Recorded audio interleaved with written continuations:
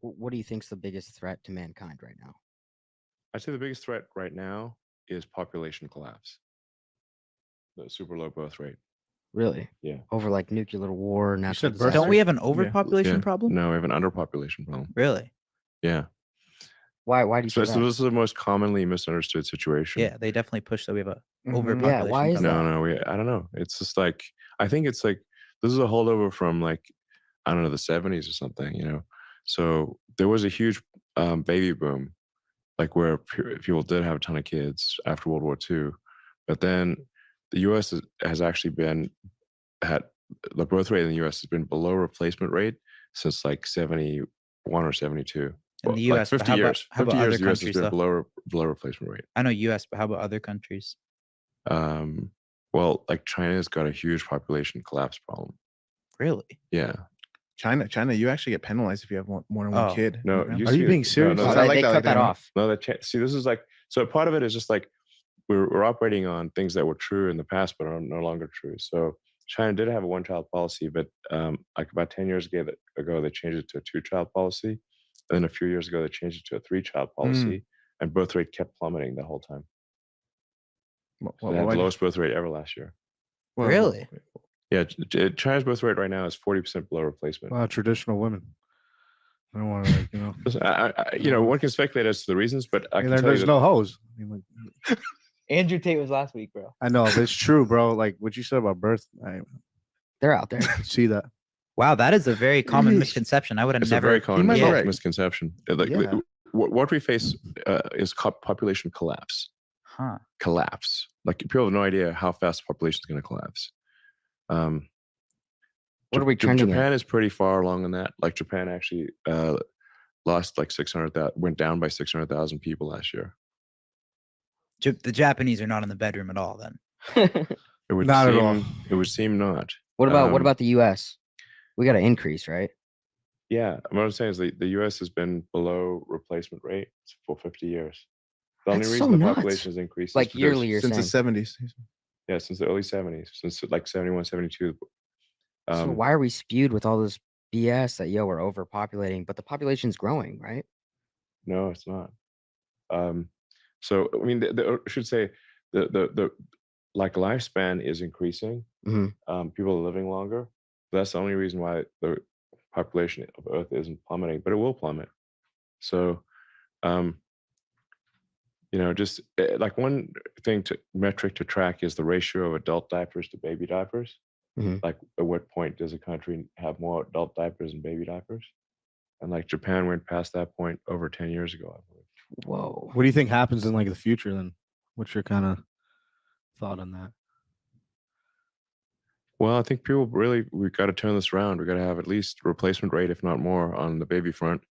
And by the way, these are not matters that are subjective. You can just literally look at the birth rate. Yeah. It's like it's an objective number. Like how many babies were born. It's like they recorded this information. So, So you're saying people need to be having more kids? yeah. I mean, I'm sure you know a lot of people who have like no kids. Like, how many kids do you guys have? I don't I got know. no kids. I mean, that we know None of. of you guys have. No. What the fuck? I'm 28, but I mean, I'm But 20. I guess I 20 could. is reasonable. Yeah. Yeah, that's fair. I've No, been thinking of I'm it. trying to get a baby mama soon, but yeah. Yeah. And I just got married last month. She's over there. Okay. Hey, congrats. I feel like that's kind of changing though. I think like with generations, our generation is have like less marriages, less kids. Well, child support, man. A lot of guys are scared right now. It's true. Well, that's not the only thing, but yeah. I mean, it's true, man.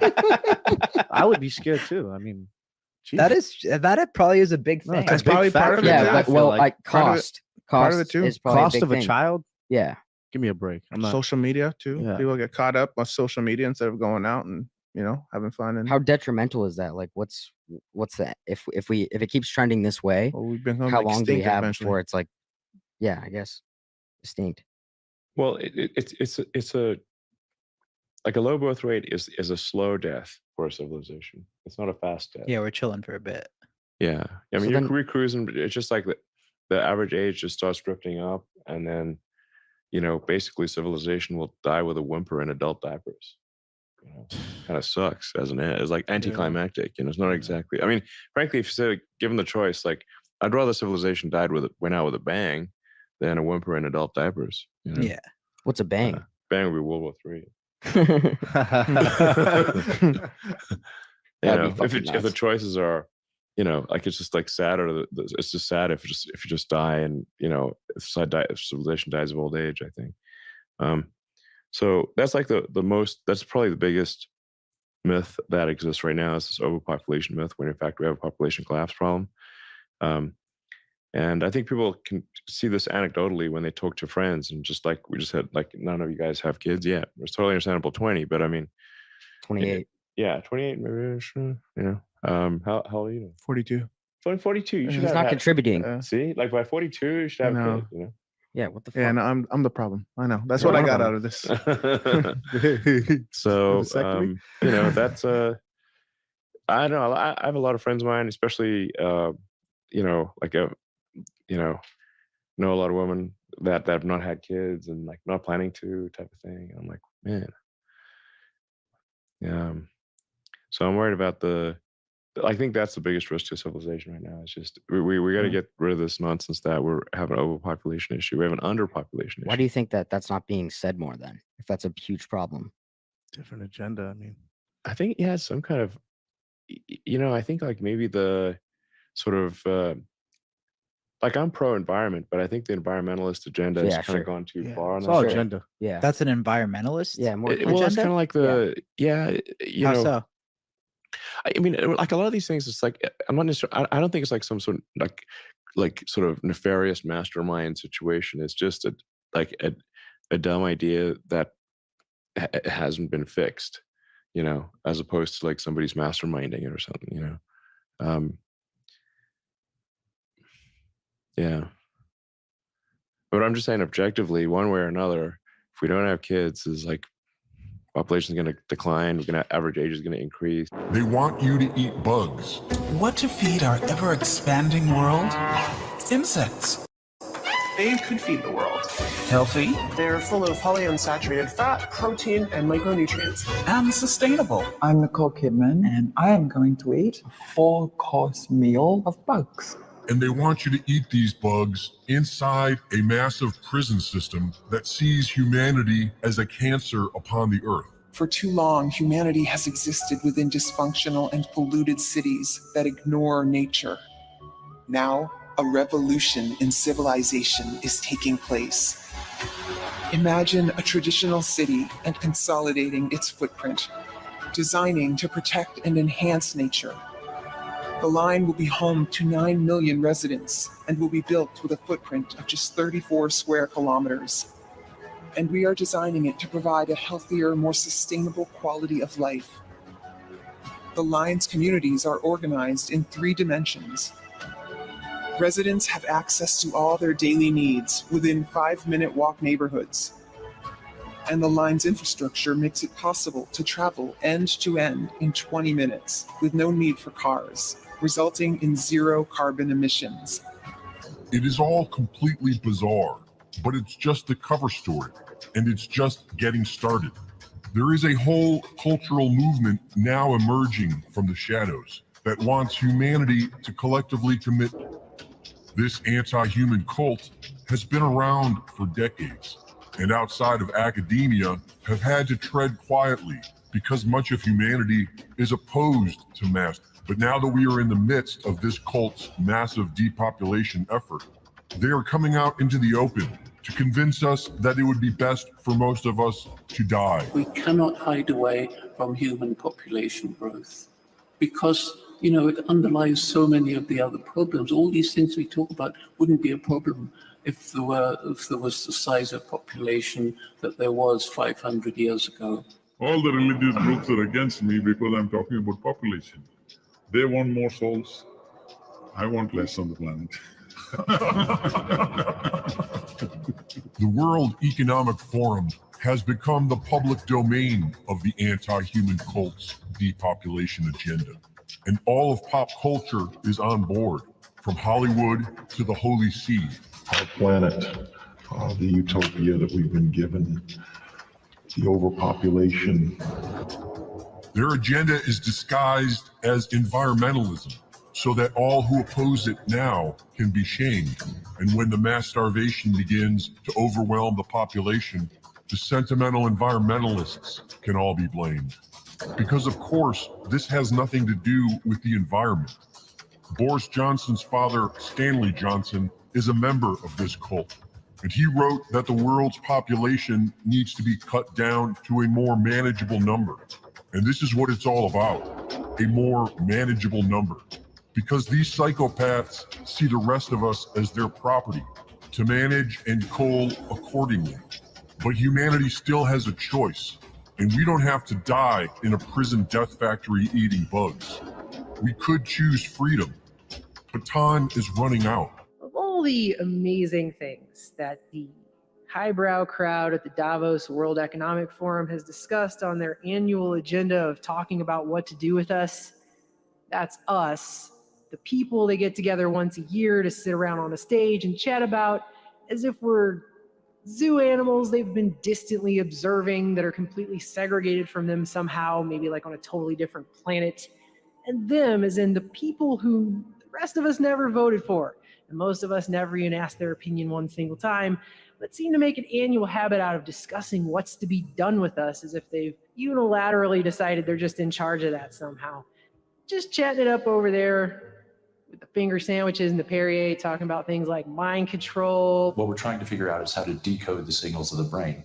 A future where elites own us through our biometric data. Control of data might enable human elites to do something even more radical than just build digital dictatorships. By hacking organisms, elites may gain the power to re-engineer the future of life itself.